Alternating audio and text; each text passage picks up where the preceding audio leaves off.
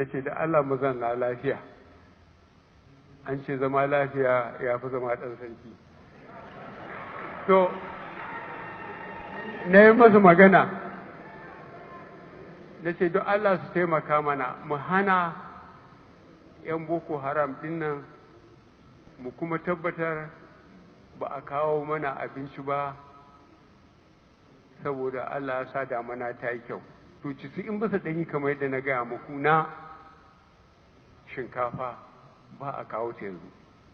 Amma makwabtanmu na yamma suna da wahalar sha'ani, suna zamna ne a kanmu, a kan abinci da ake kawowa, sai a biyo da su ta mota a shigo da su cikin nan ƙasar.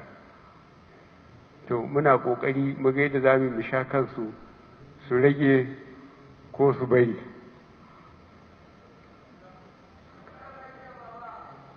Sai sha'anin ƙwaya da wiwi.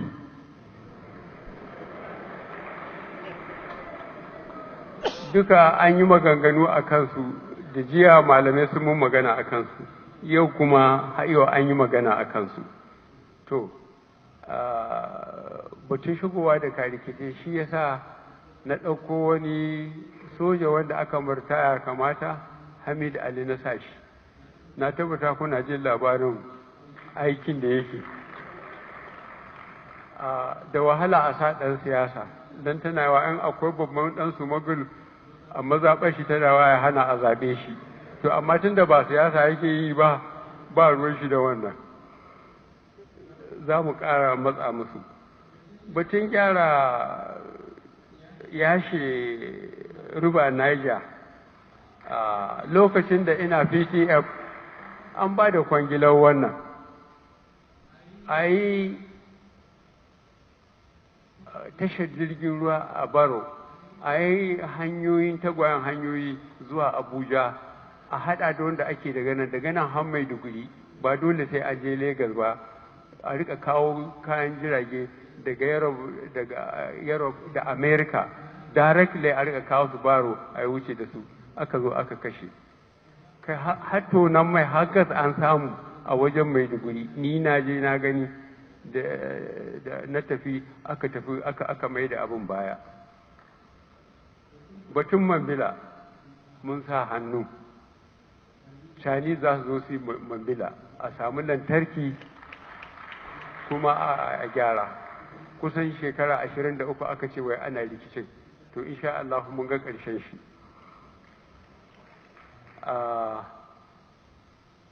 Trans-Saharan Highway, to muna magana da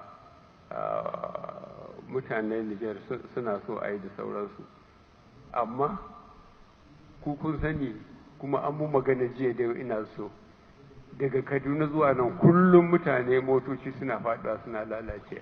To bari mu gyara waɗannan sannan mu je wancan ɗin.